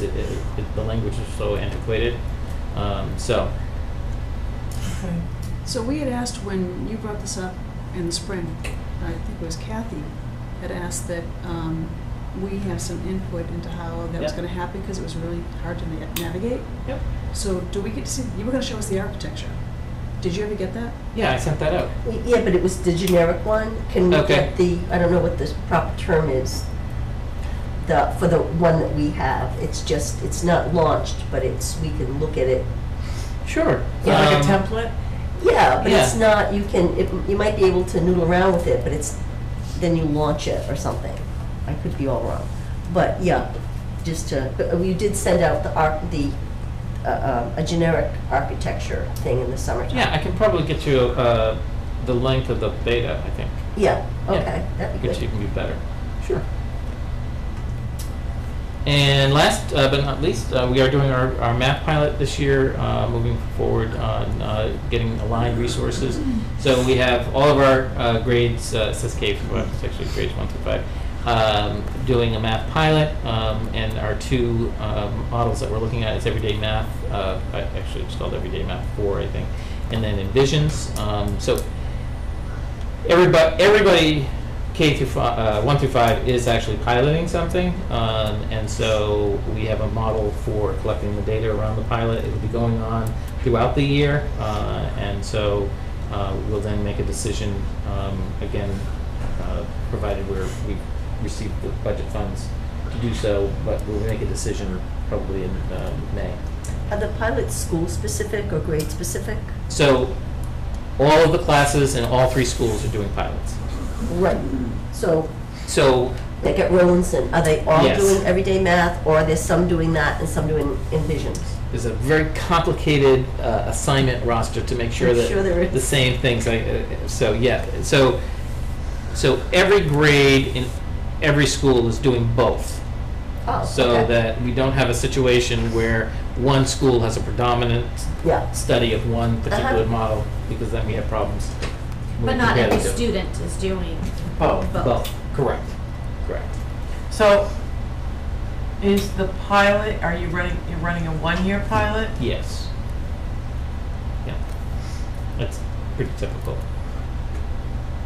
Actually, this is probably longer than we normally would do. And the data collection, They have a rubric that they're using to collect the data. they meaning All the teachers. Okay, yeah. They've given that. They Yep. worked on that in their committee. And then the STEM coordinator will collect all that and make a recommendation. And when will that collection occur? So the collection is actually ongoing throughout the pilot. And then our goal is to look at it for a preliminary look in the budget process so that we have a number that we can put in the budget. But a final sort of tally will be done in May. So I think it's gonna be important, especially if you're gonna want to ask of the budget, that we get some type of an update Oh, sure. on this prior to an ask. Mhm. So, I don't know, Lita, are you keeping track on all these things we keep saying we wanna have presentations on, or Miss Lynn, are you doing that? Yeah, I'm looking at this and I'm saying, but what are you asking? Well, you probably tell us when you get there, but I'm a little concerned about what you're collecting for data, because wouldn't the assessments be doing something along Well, those you're lines? looking at everything from the kinds of questions that are being asked, kinds of activities that are being asked, for kids to do. So it's not just, So are we going towards a more expeditiary type of work? No, What is- no, what is that's it trying not- to change? that's not necessarily the case, but it's in addition to looking at student assessment information. So you're assessing the program versus the student? Right. Right. Okay.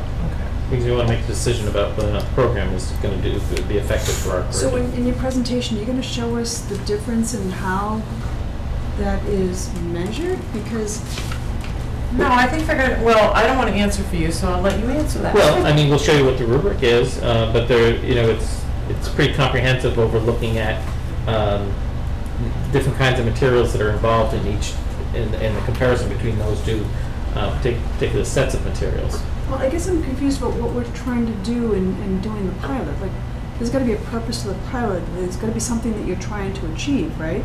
Right. And so those questions would measure whatever that is, because you're not measuring assessment. So it's not like the kids will get, the students will get a higher grade, and you can say, oh, that's a result of this because they got to do this. Right. So I'm not really sure how you. So things like, does each unit cover the standards of the curriculum? Because that's, what's that? It's that dull.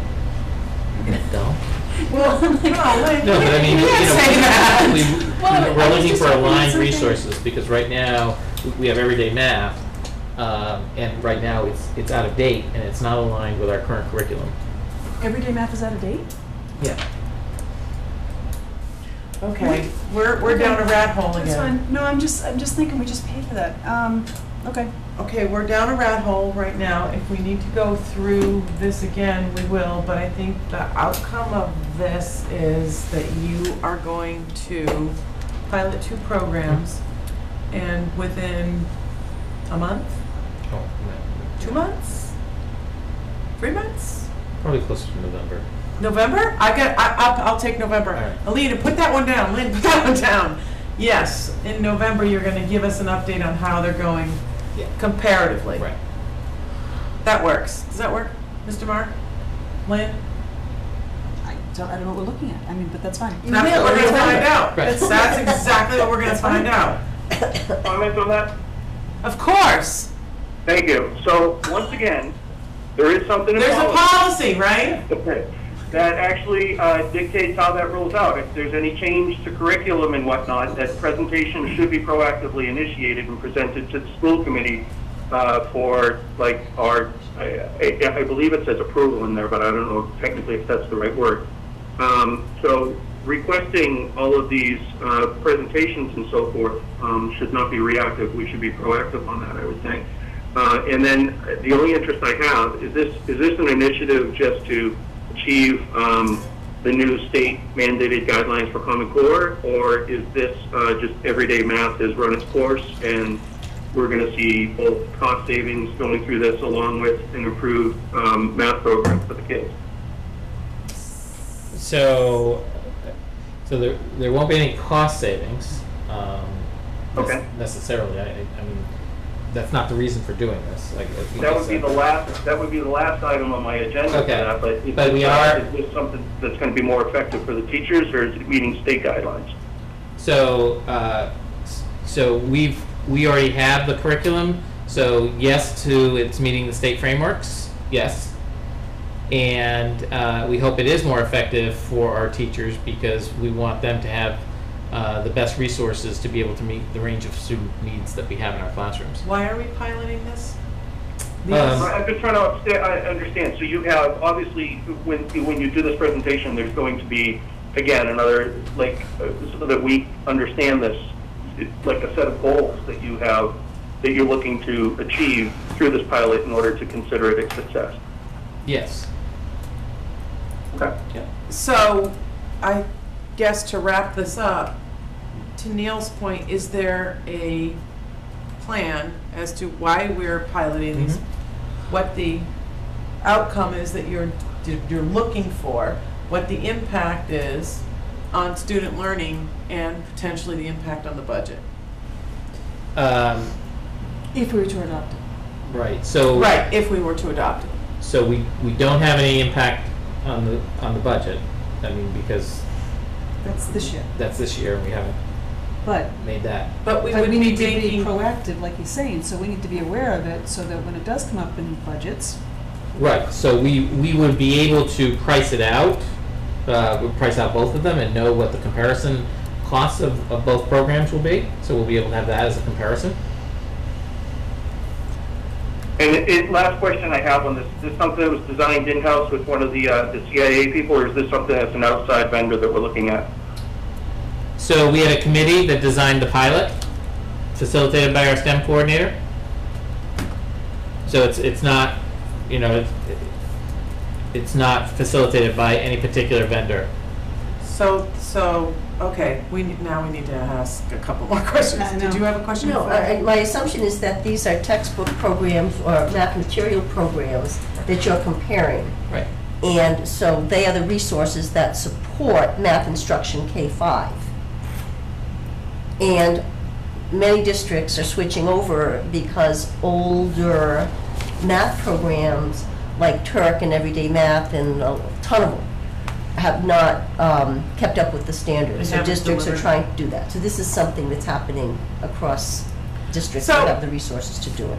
So that's helpful, and this part of the discussion is helpful, and I think kind of to Neil's point, for us to understand with these types of pilots or programs, what the goal is, why we're doing it, and why these two, why not something else, that would be really helpful for us to know.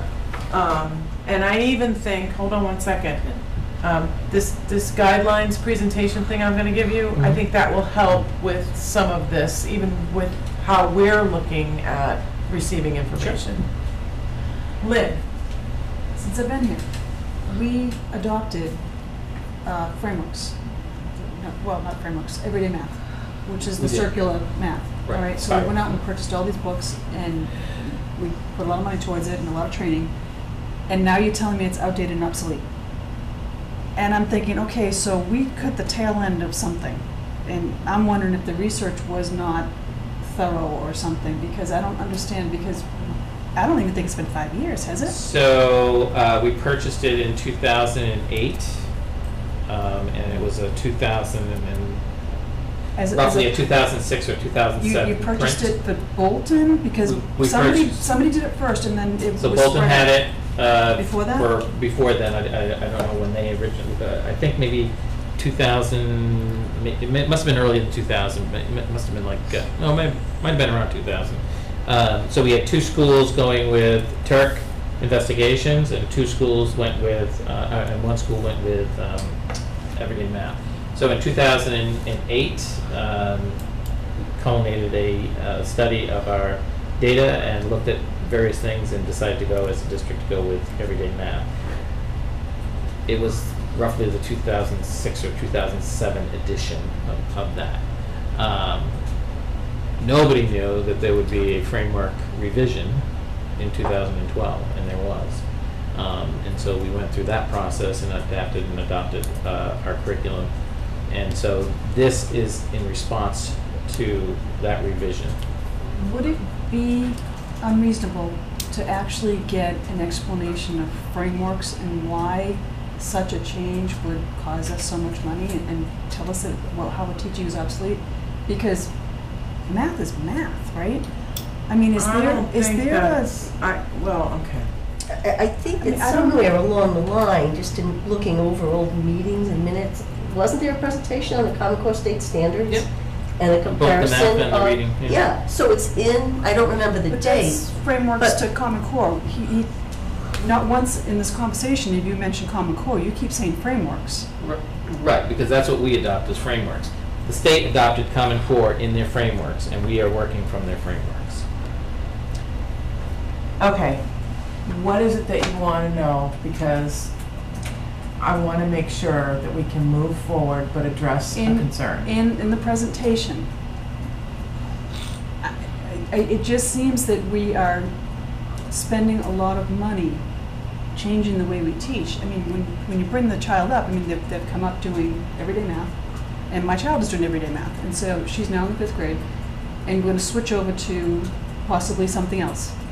And I'm wondering, you know, I've gone through it in school where they actually change the way they teach, and all of a sudden they mix it all up. Is this? I feel like I'm supporting a book company. I don't know. Okay, you know what, Lynn? I know that's fine. No, because that's not, I respect what you're asking, but it's not fair. Doesn't feel- no, that's fine. Because it feels like it's a little strong. Maybe one of the things we need you to do is can you give us a document? Yep. And can you define what you would like to see on that document and send it to me? As far as comparatively, what are the programs and what are the specific types of information that you would like? You and I will work on that together, and then I will send that to Michael, and then we can share that with everyone. And I think that way, we can get some of those questions that you have answered. And then if we need to follow up in a meeting and have a discussion about particular items, we can, but that will help focus what it is we really want to know about these math programs. Yeah. And I will work on that with you. Does that work? Sure. Okay. Are you all set? I'm all set. All right, thank you. Correspondence, has anyone had any correspondence in the past 2.5 months? I've had a few. Yes, you have, haven't you? Recently contacted about landscaping, forwarded to Michael, and he answered about Center School being beautified. I think all of us received a letter about student discipline being administered equitably. I think this is something that the policy committee will talk to Michael about in a more discreet setting. And then also I got 2 letters. I forwarded one of them to you guys from from healthcare professionals in the Stowe area who are now starting to get behind the Start School Later Massachusetts program. So just be heads up. I think it's coming. Yeah, that sounds like it. Anybody else? Yes, I received a letter, I think a few of us received a letter on life-threatening allergy update with the new policy and when that's actually going to be online, and I guess there were a few questions that they had. So I understand that that's going to be handled. Is that like things are rolling out, Michael? Yeah, I've already responded to them, and I just got another, I got another response from them. So I got a few more questions to answer, but yes, we responded to them. Okay, sure. And then I guess policy or something follows up on that at some point when we have our meeting or something. Nicole said yeah. Great. Okay. How long's your meeting? All right, any other correspondence, guys? And if not, we're gonna move right into consent agenda. Does anybody have any questions, comments, edits on the minutes? I do for the June minutes. Okay, you wanna take these one at a time? And does anyone else other than Mark have, let's do it by date so we can get them all at the same time. Lynn, Nicole, Neil, do you have any comments on minutes? No. Okay, go ahead, Mark. So I don't have actual edits to contribute, but the topic of the OPEB previous talk that I did that night, I would like to expand on what the minutes have to say, because I said more than referring. I Good said Lord, more, what is it and I that think you wanna say? It'd be useful for the minutes to just indicate that I referred to a couple pages on a report, and I think it would more accurately reflect what I had to say that evening. There's So- nothing wrong with the minutes, just kind of short on what actually occurred. So my question to you is, do you know exactly what you'd like to add, or is that something that you could send out and then in our next meeting? Sure, I can send it out. I don't have it. That'll give you the words right time now. to, Yeah. and then we can all review it, and at the next meeting, Yeah. we can approve. That's fine. All right, so we're gonna take the minutes of June 20, I'm trying to get down there, 24th. We're gonna put those aside. What about July 8th, Mark? No comments on the. Oh, minutes. I thought you That's had, it. okay. Just that one. Any comments on the July 8th or August 8th meeting minutes? And the warrants are all set for June, July, August, and August 28th? I think Neil's running out of power. Do we need to vote? No, they're on the consent. They're all set. Okay, so let's move. Items for next agenda. I've got a few, but I'd like to hear consideration for next agenda. Yes, Kathy? Put on the agenda, discussion of step 2 of the superintendent's evaluation cycle. Yep. I've got that one too. Mark, did you have anything? I don't, but I might All right, just let me email know. you. Right. Let me know, for sure. Lynn, Neil, Nicole, before I jump in. Anything? Did you add this? Did you add this?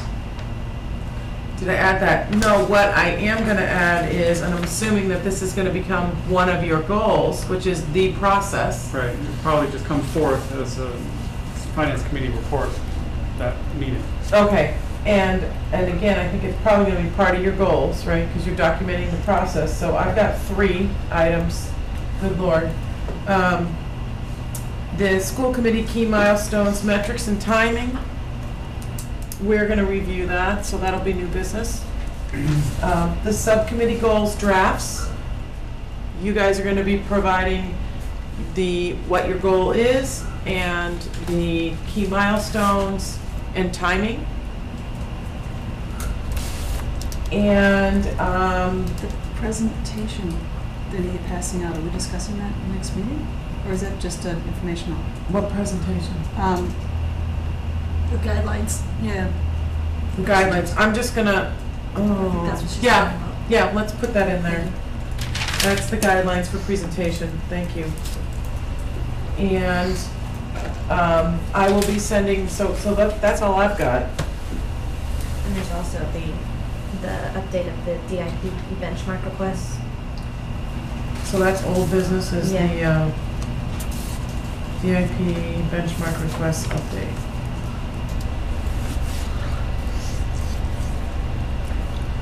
Oh my goodness, I think that's it. All right, and I'll be sending out an email to you folks. Dorothy can't make for our protocol workshop. She can't make the 16th or the 30th. So I've got alternative dates that Nicole and I have worked through with her, so I'll send you those dates and we'll figure that out. Okay, that was a long 2 hours, but we got through it. Thank you all. I think we did do a lot of good work. And at this point, we need to have someone make a motion to end the regular session, enter into an executive session, and to read, please, that, and we'll do it by roll call. Yes. I move that we end the regular meeting and enter into executive session to discuss negotiation strategy, negotiate a salary for the superintendent for FY16. Wonderful. I second. Nicole, second. No, excuse me. Yes, Just need sir. to decide if you're going to be coming back into. Oh, that's open right. Are we session. gonna be? Oh, I said we were ending this, so maybe. Oh, yes, you did. All right, so Okay, maybe sorry. just to be clear, we will not be coming back. Yeah. Okay. And do we need to indicate I personnel? am alone in my room for the executive session.